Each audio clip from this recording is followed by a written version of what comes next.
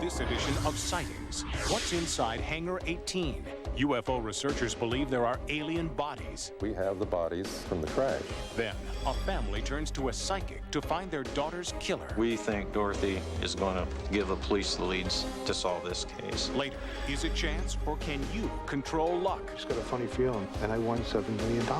It's incredible. Also, when we die, where does our soul go? These people share a wondrous vision. He led me into a ballroom filled with hundreds and hundreds of people, all of whom had gathered for a party. Plus, a Michigan woman is abducted by aliens and now heals the sick. She has abilities that are not like anything else I've seen before. And was there once life on Mars? Maybe we're all evolved Martians.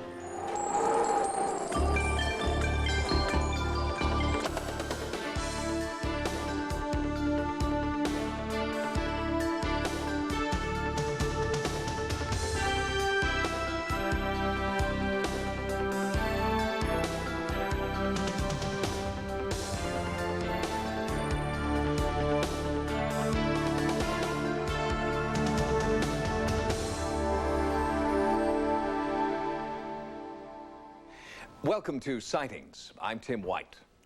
There have been persistent rumors that alien wreckage and remains from Roswell, New Mexico were stored in Hangar 18 at Wright-Patterson Air Force Base, Ohio.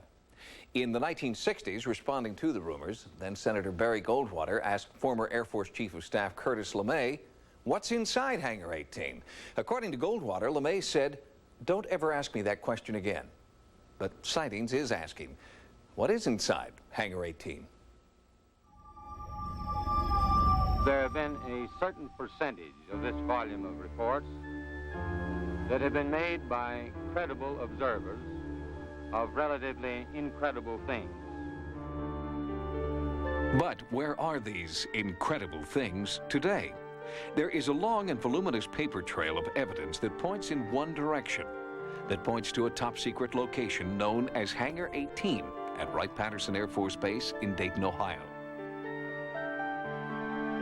Many UFO researchers believe that at one time, wreckage from Roswell and other UFO crash sites, as well as the bodies of alien beings, were brought here for underground storage. Of course, the Air Force denies these charges, but ufologists counter that their denials are a prime example of the fox watching the henhouse door.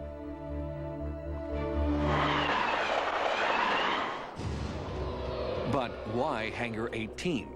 When there were desert bases much closer to the original crash sites? Why truck the wreckage to a base thousands of miles away? There were several advantages to using Wright-Patterson, according to Professor Michael Swords. Wright-Patterson had several elements associated with it. It had a standard Air Force base at Patterson Field, and it had a high-technology testing facility at Wright Field. In between the two fields, it also had something unique to our government, and that was the Technical Intelligence Organization, so-called T2, or what became the Foreign Technology Division. During the Second World War, T2, the Foreign Technology Division, would receive crashed German rockets and aircraft. Their job was to reverse engineer the craft. T2's quarters were allegedly far underground in a maze of secret laboratories at Wright-Patterson. This is the sort of division that would have been appropriate to use for the investigation of UFO research and ultimately became the home for Project Sign and Blue Book. Rumors of UFO secrets being kept here have become part of Dayton, Ohio folklore. In a series of news reports, local anchor Carl Day set out to determine if any of the rumors were true. Well, recently we investigated the rumors about Hangar 18 and in particular the Roswell connection to Wright-Patterson. In July 1947, eyewitnesses at the Roswell crash site saw military personnel load wreckage onto trucks and cart it away. Destination unknown. We found that the wreckage from Roswell, probably, at least part of it, did arrive at Wright-Patterson around that time. What happened to it?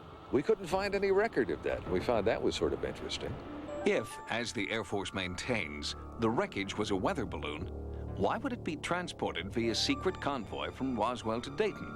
And once there, why would all record of a weather balloon retrieval disappear? The answer may lie here with Alfred Letting, an engineer who, upon his retirement from T2, received a U.S. patent for this strange flying saucer design. Al Ludding could have been influenced in his design by an alien type of technology, because when you look at his design, it is a low aspect, sort of ellipsoid-shaped craft with two tiny tabs on the back that was taken extremely seriously by the Air Force. It was during Ludding's tenure at Wright-Patterson that the Air Force conducted Project Blue Book, its only publicly acknowledged UFO study. Ufologists believe Blue Book was simply a cover designed to divert attention away from the real work going on deep underground. According to the nephew of then Deputy Head of Procurement Jack Donahue, autopsies were being performed on humanoid, but not human, creatures. My Uncle Jack had a top secret security clearance when he worked at Wright-Patterson the complete time. The strangest story that he ever accounted to me was the day that he asked me if I had heard of a UFO crash out in Phoenix, Arizona. He said, "We have the bodies from the crash." He said, "We went down to the cold storage area." Donahue allegedly told his nephew that he was led down a series of twisting hallways to a secret room. There was a stainless steel table in this room that was arranged a little bit like a laboratory. The man, he said, "Look at this." Jack looked at the body. Jack told me that at the time they were doing full autopsies on the bodies. The head was shaped basically like a human head, only it was small. He said, "We better not spend very much time here," and they left the room. I tried to bring it up at a later date. He said, "Forget him. Just forget about the whole incident." And I said, "What do you mean, forget it?" He said, "Just forget it. It never happened." Well, there are still people that absolutely believe that alien bodies and UFO wreckage are still here on this base, and that the bodies are kept in cryogenic suspension somewhere underneath Wright Field. Legendary UFO researcher Leonard Stringfield investigated Hangar 18 for close to 50 years. In a rare interview just prior to his death in 1994, Stringfield told Sightings that he had been able to track the progress of wreckage and alien bodies retrieved in several different parts of the Southwest. In the beginning, some of them were shipped to areas in Los Alamos and the western sensitive areas from Albuquerque on down to Los Alamos and the whole region of New Mexico. And oftentimes for further analyses or study, why they were sent to Wright-Patterson. I was told by one intelligence source here some years ago that they had 30 alien bodies underground at Wright-Patterson Field alone up to 1966. And reports persisted well into the next decade that alien bodies were still being stored at Wright-Patterson. One of the most interesting discoveries, I think, has to be the alleged alien jawbone that we uncovered. Officials within the Air Force intelligence community have told me that they had determined back in the 70s, possibly before that, that this was an alien jawbone. I can't have anybody go on record, however, now as saying that. I think the Air Force is hiding a lot of things. They are developing here on this base a lot of super secret weapon systems for the future. Those should be kept secret. They did issue a statement, though, that there are no aliens or UFO pieces on this base now. At the end of the 1950s, 3 aeronautic engineers left what was then Wright Field and returned to civilian life. Within 1 year, all 3 applied for patents with the U.S. Patent Office. All 3 wanted to patent flying saucer designs. We'll have more on those patents on an upcoming edition of Sightings. Next, after a brutal crime remains unsolved, police turn to a psychic for help. When the police ask me a question, right then and there I'm seeing a picture. Dorothy Allison uses her psychic ability for one purpose and one purpose only. She solves crimes. Just recently, she was able to locate the body of a murder victim in Vancouver, Canada, when law enforcement thought that they'd reached an impasse. Now, a family in Monticello, Iowa, is hoping Dorothy can help. Perhaps a psychic hunch will finally put their family tragedy to rest. The killer was down in this basement. I feel that the killer was in the basement first, and then he come upstairs.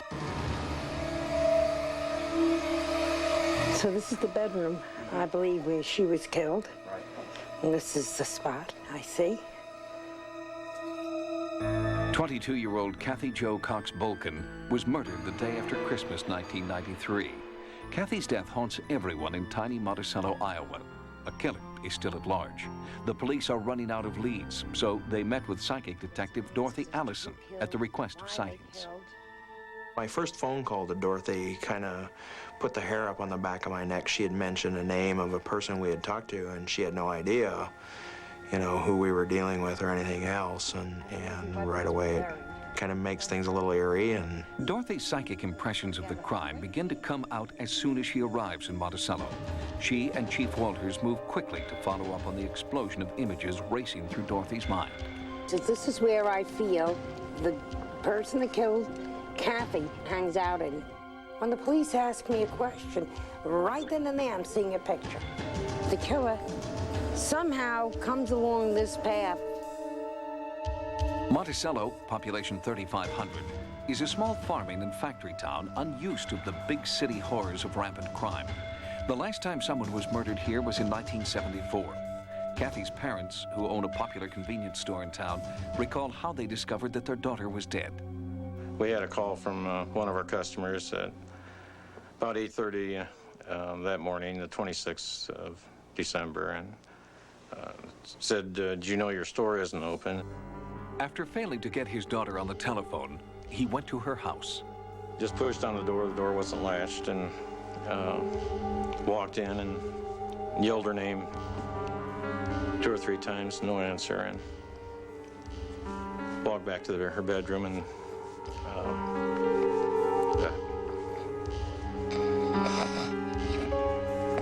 when I did go over there, they were coming back and they met me, and he just jumped out of the car and said, we've lost her. Kathy left behind one son, Michael, now 4 years old.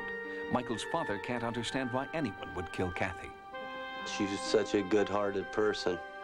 She was, you know, down to earth, and I don't see where, you know, she didn't have a bad bone in her whole body.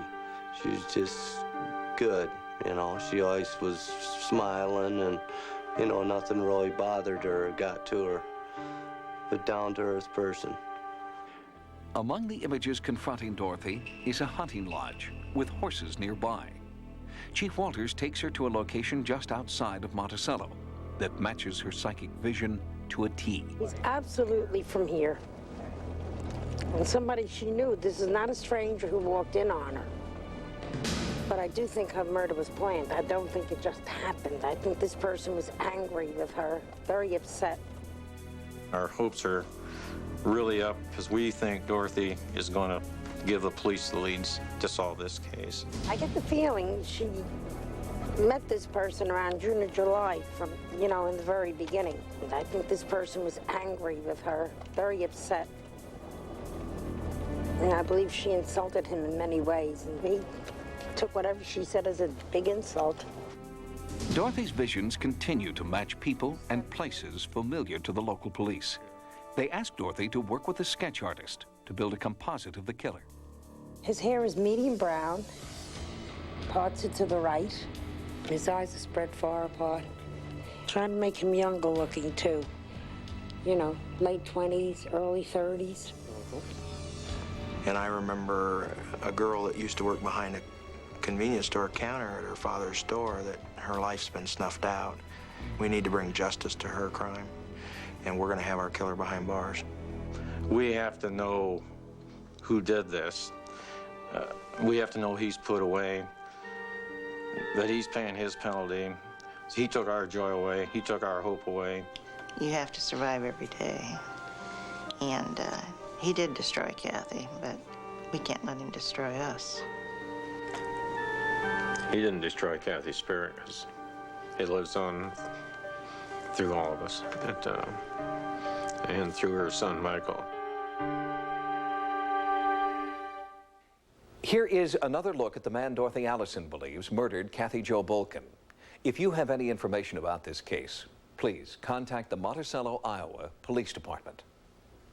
Next, when we die, where does our spirit go? We went back to a teaching pod. What we were doing was bringing each other up on our previous lives. The Circle of Life is more than just a hit song from a popular Disney movie. It is the tenet of a number of religions that embrace the concept of reincarnation. And for believers, the circle of life is a way of explaining what happens after we die. We simply go back to the place we were before we were born. Some describe it as a waiting room for the soul. Is death an overture, or the final curtain? Buddhists believe that after death, we all walk a passageway from one lifetime to the next. That passageway is called Bardo, a place where your karma, the sum total of your life's good and bad deeds, determines your next incarnation. In Catholicism, there is also a place between heaven and hell where souls are evaluated. Catholicism certainly has the very definite teachings about purgatory. And purgatory, people usually think of it in negative terms. It's a very positive thing. I mean, you're on the outskirts of heaven. You're sort of in the suburbs of the divine city. Father Stephen Frost is a Catholic priest and a renowned religious scholar. I think the idea of a state that exists after death that is not the ultimate experience quite yet, probably, well, I can't say it's as old as human consciousness, but certainly is right there in the beginning. But how can we know that such a place exists? Catholics know because they have faith, but others say they know because they've been there. When I floated away from my body, I looked down. I don't mean to insinuate that I still had a body and had eyes, but I could see everything around me. I could see that there was a woman who was crying, and as I got higher, I see in the distance there is something that I am going towards. I come up to it, and as I approach it, the shapes become more and more distinct. Colleen Monahan believes that she had reached the very threshold of an afterlife. The vision occurred while she was exploring her past lives under hypnosis. I could see that it was a person who was very tall and dressed in a robe, rather like a monk. And as I got even closer, probably as far as you and I are away right now, about 2 feet, I realized that this person was was waiting for me. Richard Wood is a real estate developer in Northern California. He does not know Colleen, but their recollections of a waiting room for the soul are almost identical. As I was pulling back from the body that I had just left, I experienced coming into this bright whiteness. And as it felt like, as I turned around, there was my spirit guide to meet me at that point. Colleen and Richard are both clients of Dr. Michael Newton, a noted hypnotherapist and past life researcher. A spirit guide is an individual entity who is very, very old and who is the first intelligent being to meet people after death. Dr. Newton lives in Grass Valley, California. His book, Journey of Souls, contains case studies that he's compiled over the past 10 years. I have learned that when we speak of a spirit guide, we are talking about a higher entity, which is a teacher. And so he led me into a ballroom. A huge ballroom filled with hundreds and hundreds of people, all of whom had gathered for a party. And every single one of them in a good mood, jolly, happy to see me. Hi, how are you? Where have you been? It's good to see you back. After my spirit guide, Arnon, met me, we went back to a teaching pod, which is a gathering or a group of other spirits that I'm a member of.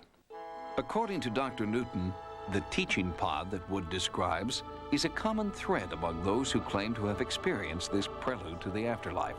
Close your eyes for a moment and imagine a room without anything in it, a room without walls. I know you don't want to do this, but it's true, and this is what this place looked like. So what goes on in these classrooms is essentially lesson learning. They review the lives just lived. and how they compare to lives that they have lived before, and lives which are to be lived in the future in terms of what still needs to be learned.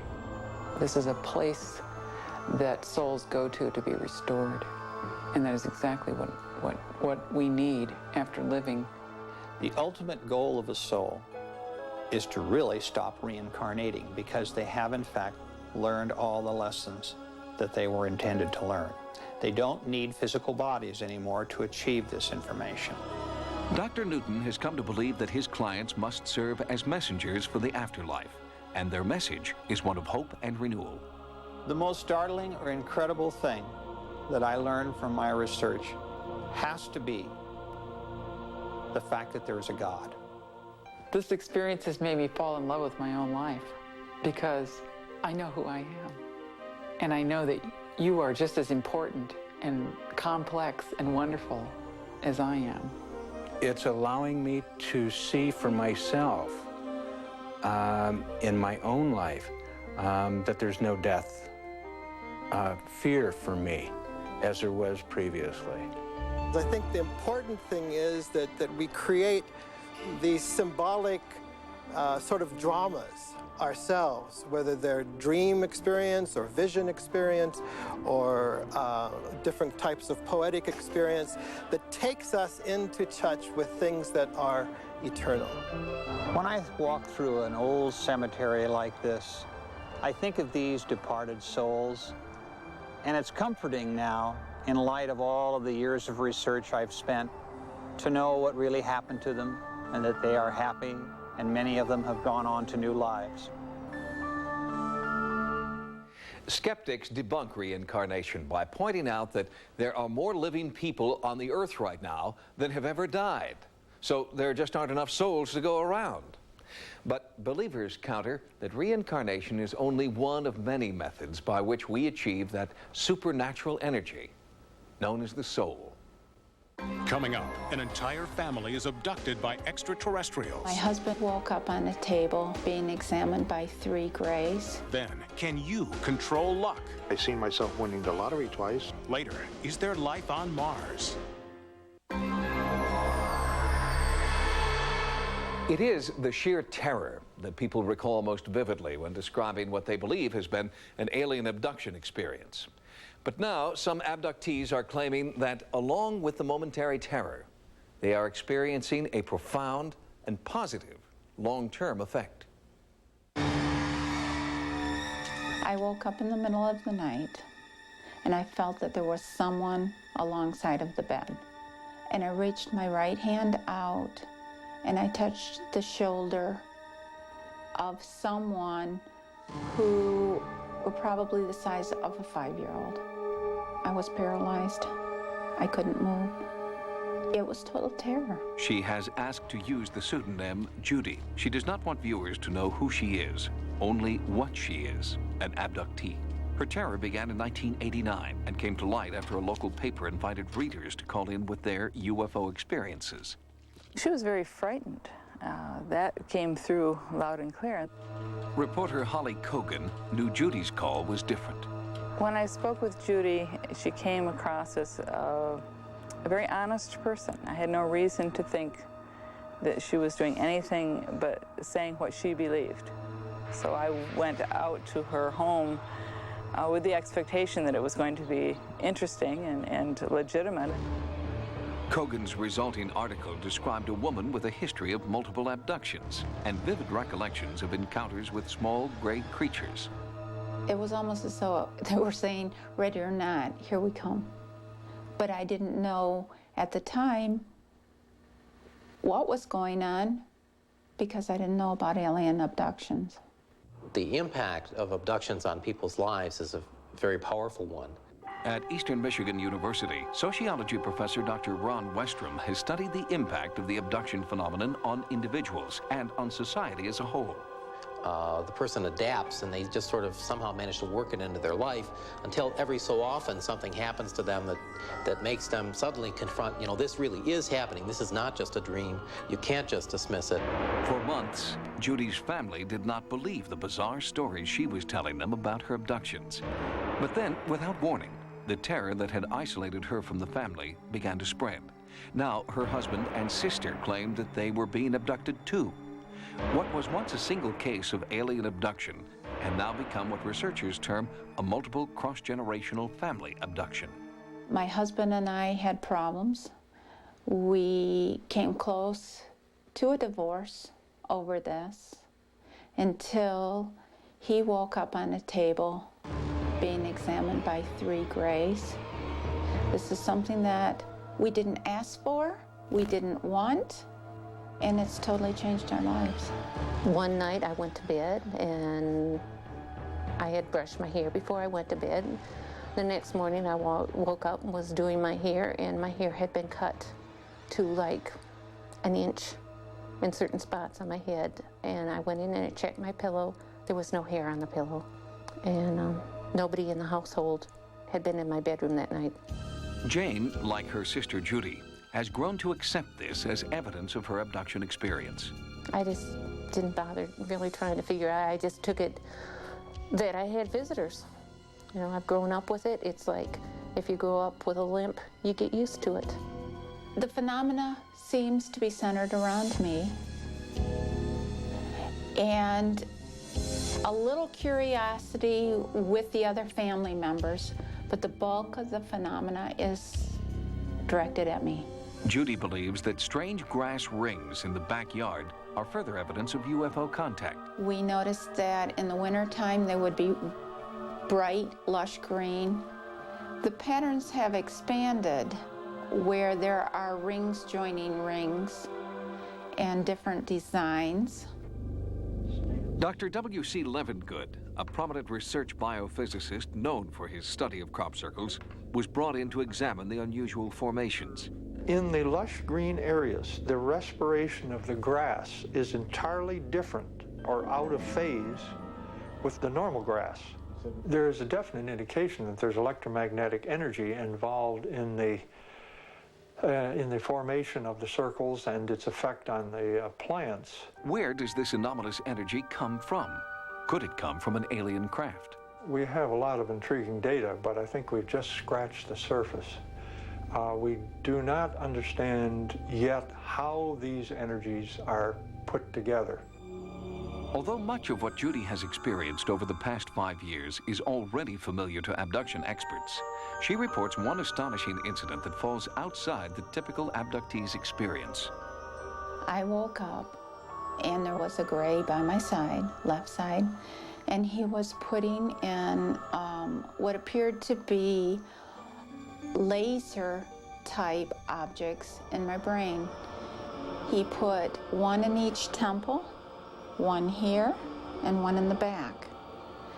And I was told that I would have an energy and that I would be able to help people who are ill.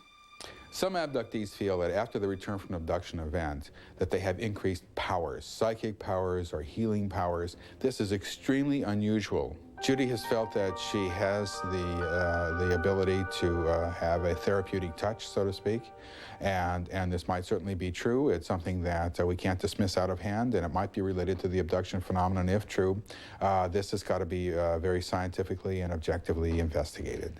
Judy claims that she has helped hundreds of patients through her healing touch, including one woman who had a painful disease called shingles.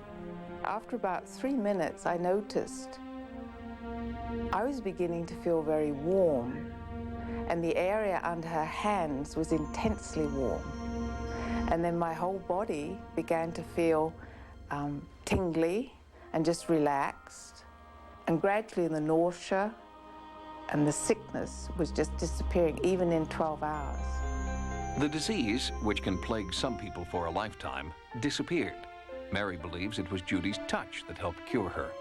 I think Judy did help with the illness. I think she speeded up the process, and I firmly believe that she has abilities that are not like anything else I've seen before.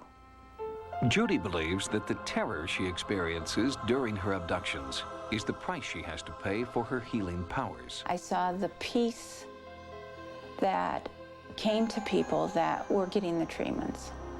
I saw physical ailments that were being healed. And I decided that this is something that I should do. Whether or not you believe that Judy has been repeatedly abducted by aliens, the fact remains that she is now providing a very important service to the sick and dying. While the source of her new outlook is debatable, the positive outcome is not. Next, he may be the luckiest man in America, but do we all have the same undiscovered abilities? I won $7 million. It's incredible.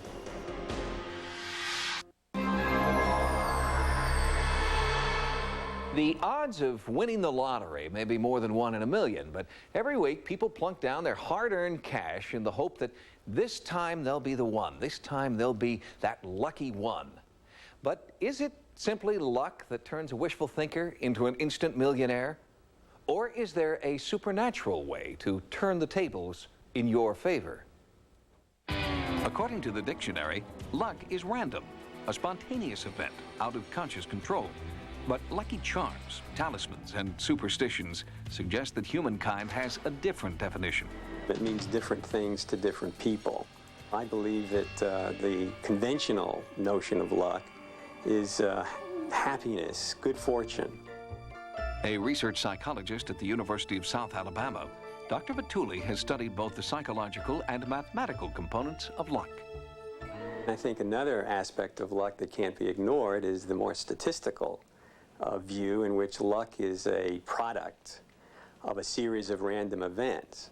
I'm living happy today. Today I'm a wealthy man and I can do whatever I want. Travel, whatever. Many people consider Bernie Bobowitz the luckiest man on earth. His latest streak of luck started in 1985 when Bernie bought 3 New York State lottery tickets. Checking the first ticket, I took a pen and I automatically start circling winning numbers. Then I realized I had 5 winning numbers on my first ticket. So I checked the second ticket. And it was the same numbers again. Only thing, there was 1 digit different. And I'm counting 1, 2, 3, 4, 5, 6. I said, this is incredible. It can't be. Going through the rest of my tickets, I have another ticket with 4. 3 winning tickets. Incredible. Bernie hit the jackpot to the tune of $3.5 million. He was that 1 in a million lottery winner. And a few years later, he won again. I happened to be going through my mother's old Bible, and I got these numbers out of the Bible. And I just got a funny feeling Bernie played them, and I did. And I won $7 million. It's incredible. Is Bernie a multimillionaire because he had a psychic hunch? Or is he somehow blessed by a higher power? Statisticians say he is neither. I think as humans we need explanations for things that happen to us. And when we attach words like luck or fate or words like that, we're simply trying to explain things that we can't explain any other way. As a professor of statistics at the University of California at Davis, Jessica Utz specializes in the study of chance and probability. I think a lot of luck is paying attention, applying what we know about increasing your probability of having good things happen to you or decreasing your probability of having bad things happen to you. I also think that using your intuition can increase what we call luck, because I think we have a lot of information in our minds that we're not even aware of. Bernie agrees that it was his intuition that made him a millionaire. I seen myself winning the lottery twice. It happened.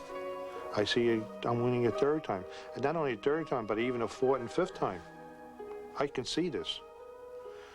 And it will happen. It definitely will happen. If we assess the probability that he could win 3 times, the odds are incredibly remote.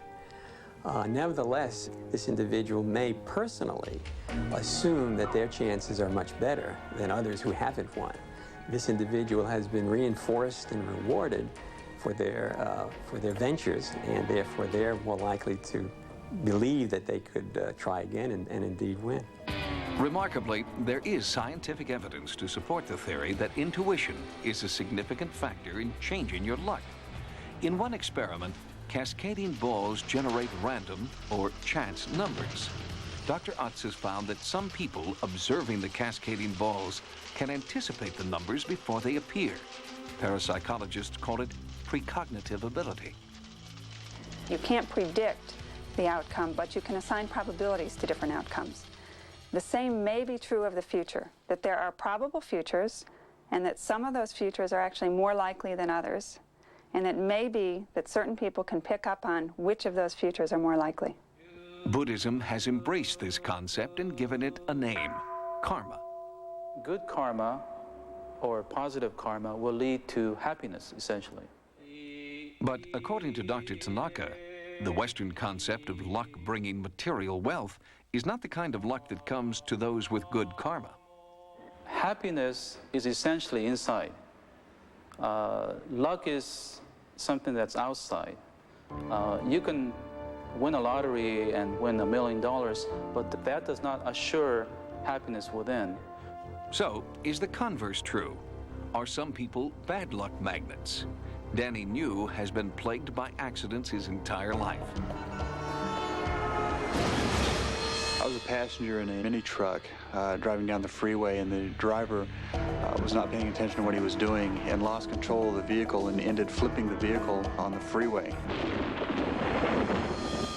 I almost felt the lightning before I heard the lightning because it was so close. It was like an explosion next to me. The actual sound waves is what knocked me down. I was probably doing 50, 55 miles an hour, and just at the last minute I saw the cement culvert and I crashed headlong into it. The majority of bad luck can be explained by choices that people make that have logical explanations, like not wearing their seatbelt, going out during a lightning storm, that sort of thing. And if people see a repeating pattern of so-called bad luck, they should examine what they could have done to change the circumstances. Recently, Danny New has begun scrutinizing his past, and not surprisingly, his luck is changing. If you want to make steel stronger, you put it through fire. And that's how I was looking at it. I don't look at it as bad luck. I look at it as, you know, some people need a strong knock on the head to wake up. Some people just need a little tap on the shoulder. I was the kind that needed a strong rap on the head. For some people, lucky charms are a reminder that they can change their own luck. But Bernie Bobowitz doesn't need any reminders. While Sightings was taping Bernie for this report, he cashed in a winning $300 lottery ticket. I go to New York, Jersey, and then when I get up in California, I play up there also. So no matter where I go, I'll just pay a few dollars just for the heck of it, and I win money. Even the most hardened skeptics are reluctant to press their luck.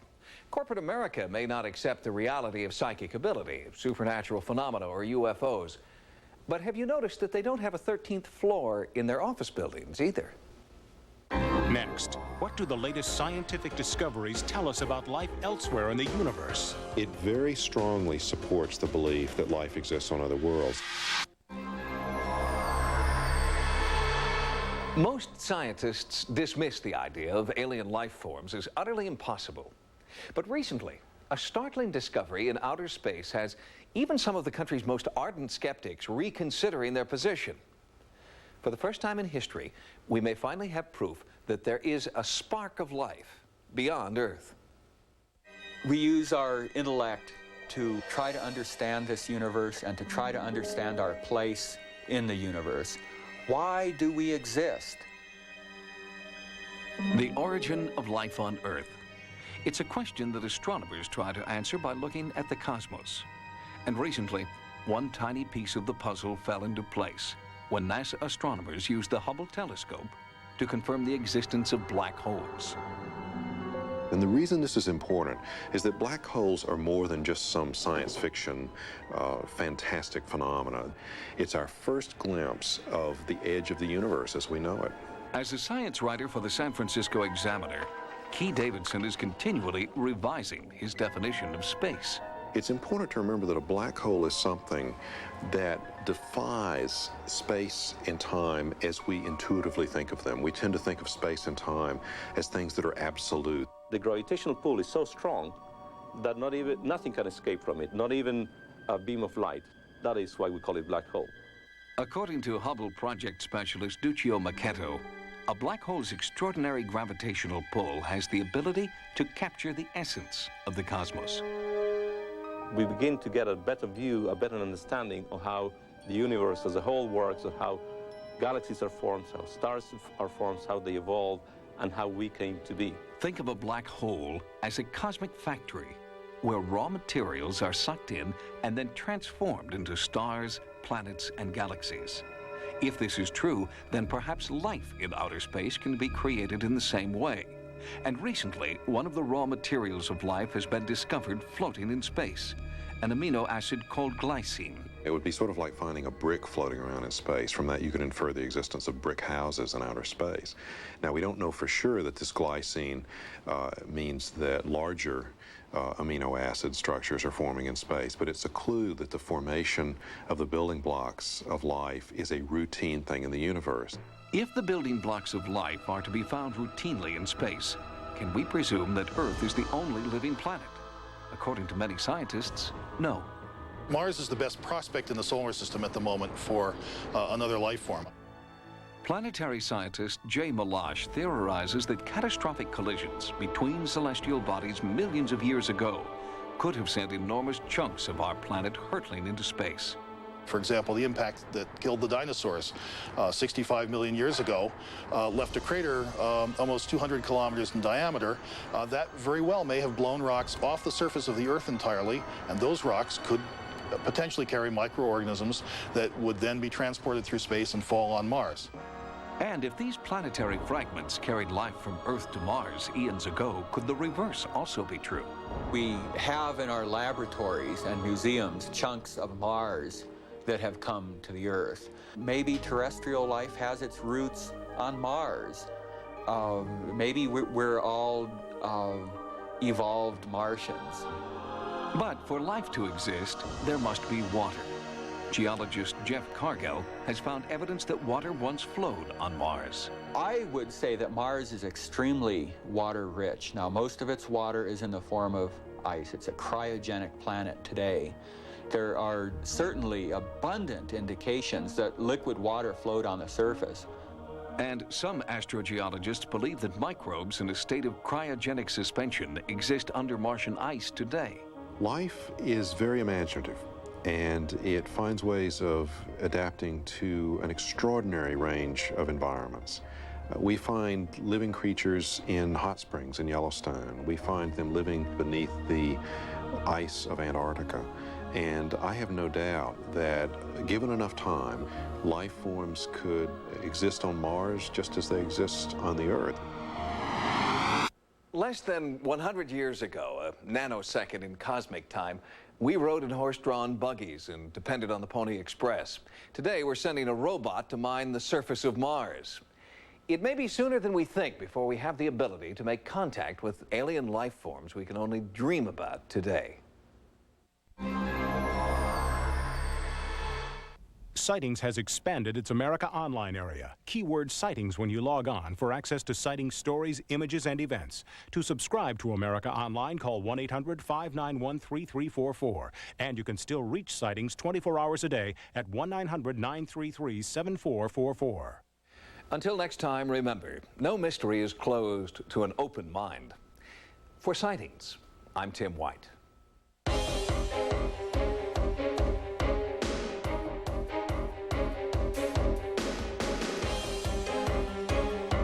Next on Sci-Fi, Dark Shadows.